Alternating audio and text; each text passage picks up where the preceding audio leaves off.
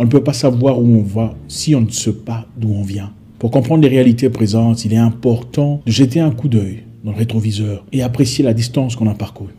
Aujourd'hui, on va parler d'un sujet très intéressant, un sujet qui pas seulement nous éclairera, mais nous permettra de comprendre comment parfaitement s'emboîtent les pièces du puzzle. L'Afrique a joué un rôle très important dans le développement du monde occidental. De Nice à New York, les populations mélanodermes, tirées de force du grand continent, ont été la base essentielle, le fondement, si pas la pierre angulaire du développement que vous voyez aujourd'hui. Peu avant la Première Guerre mondiale, beaucoup d'Africains furent recrutés pour être conjugués aux forces françaises, mais c'était principalement pour travailler dans les colonies françaises d'Afrique. Évidemment, pour préserver les intérêts de la métropole, garder les comptoirs de commerce, faire la police sur les populations locales, ils étaient plus des hommes des mains que des libres militaires français. En 1910, le général Mangin, un général français, après avoir certainement mangé du fromage ou du caviar ou des grenouilles, écrit un livre intitulé « Recours à la force ». Il dit que le sang des Africains était le prix de leur dette à la reconnaissance pour la civilisation que leur auraient apporté les Français.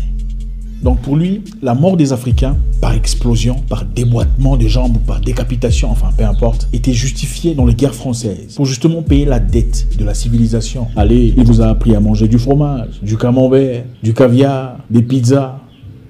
Continuons. Je vous rappelle qu'avant, certaines personnes venaient volontairement faire partie des unités françaises en Afrique, espérant recevoir un traitement équitable de la part des colonisateurs. Ils pensaient qu'en faisant partie de l'armée, ils seraient traités équitablement et leur famille serait épargnée des supplices que vivaient beaucoup de personnes. Mais en 1915, pendant la Première Guerre mondiale, le volontariat laisse la place à la contrainte. Les jeunes sont pris de force, ravis brutalement de leur famille pour aller combattre pour la France. Allez, la France, combattants pour la France, l'honneur de la France. Et la civilisation des pizzas, des confitures, des camemberts, et du champagne qu'on n'avait jamais bu, je suppose, d'après le général Mangin.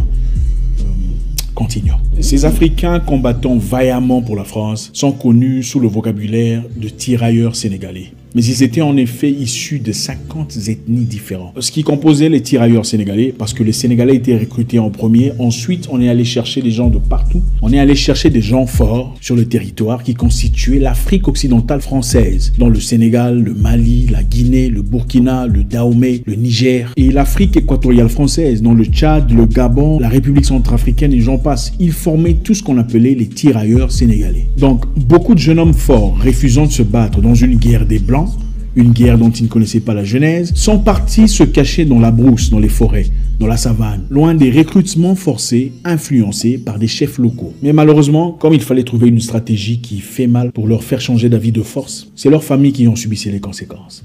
Et beaucoup refusant de voir leur père maltraité ou leur mère décidèrent finalement céder à la pression pour aller combattre pour la France, au nom des camemberts, des pizzas, du fromage. Continuons. Pendant la même période, un jeune pasteur au nom de John Chilembwe,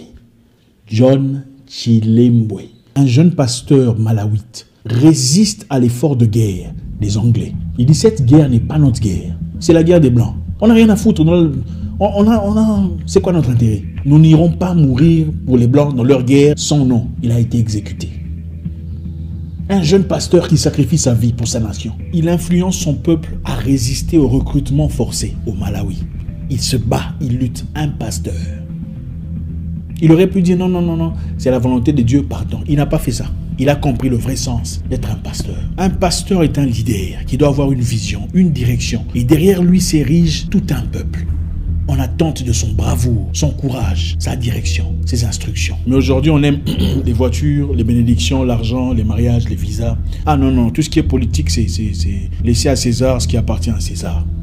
Pendant que les gens souffrent de la misère, la trière, la peine. Un humain incapable de mourir pour une cause n'est pas digne de vivre. Même Jésus est mort pour une cause. Il a résisté aux Romains. Il aurait pu dire non, en fait non, je ne suis pas le roi des Juifs. Pour vivre, n'avait-il pas peur de mourir, puisqu'il a pleuré? Mais il a résisté, a accepté de passer à travers cette coupe. Il y a des gens qui ne mourraient même pas pour leur mère, même pas pour leurs enfants, s'ils étaient violés. Il dirait, c'est la volonté de Dieu. Dieu lui-même sait. Lui-même va trouver une solution pendant qu'on viole ta mère dans les salons. Et tu regardes. Le pasteur John Chilembwe était arrêté et fusillé à bout portant pour avoir dit, ce n'est pas notre guerre, c'est la guerre de Blancs. Nous ne sommes pas obligés d'aller y mourir pour des causes que nous ne connaissons pas.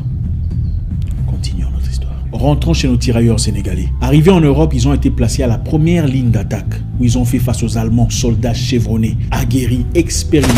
Ils ont essuyé des pertes, tristes débuts. Ils ne faisaient pas seulement face à un seul ennemi, des commandos allemands chevronnés. Mais il y avait aussi le froid, l'hiver accablant et paralysant, une première fois pour tous ces soldats issus des pays tropicaux. Les Africains sont partis en Europe pensant que l'homme blanc était supérieur, mentalement, spirituellement, physiquement, dans tous les secteurs de la vie. Mais c'est dans les combats de tranchées qu'ils ont réalisé que les blancs étaient aussi humains. Et que quand ils mouraient, ils pleuraient leur mère, ah maman, ou leur fille, ou leur fils. Et le sang qui coulait était le même sang. Et c'est là que beaucoup ont été démystifiés. Là qu'ils ont compris, au fait, nous sommes pareils. Il n'y a pas de différence, si pas plus fort. Les soldats africains étaient principalement recrutés pour leur courage, leur durabilité et leur manque de nervosité. D'après le général Mangin, beaucoup ont connu malheureusement la mort à cause du froid. Des climats complètement différents à leur lieu d'origine. Et ils avaient du mal à résister. Les conditions de combat étaient très difficiles. L'hiver était très rude et les tirailleurs sénégalais, incapables de résister, étaient placés dans des camps d'hivernage. Au Kouro, dans le bassin d'Arcachon, un autre camp d'hivernage destiné aux tirailleurs africains surnommé le camp de la misère, bâti en 1916. Les camps étaient bâtis sur des terrains insalubres. On y laissa mourir plus d'1 millier de jeunes tirailleurs africains, touchés par des maladies pulmonaires. Et selon des rapports officiels, on s'est servi des Africains comme cobayes pour expérimenter en dehors de tout protocole médical les VA contre le pneumocoque et sans résultat. Le combat qu'ont mené les tirailleurs sénégalais était d'un acharnement extraordinaire. 2 tiers de l'effectif étaient tombés. C'est normal. Ils étaient à la ligne d'avant, la première ligne, pendant que les généraux étaient derrière. En 1916, quand la guerre a chauffé, les Allemands étaient déterminés à assurer. Ils avaient pris une grande partie de la France. Les Français étaient obligés de rentrer en Afrique pour chercher des hommes, de l'effectif. Ils y ont trouvé 172 000 Algériens, 100 000 Tunisiens et Marocains, 40 000 Malgaches et d'autres Africains. Cette fois-là, beaucoup d'Africains ont résisté à l'effort de guerre.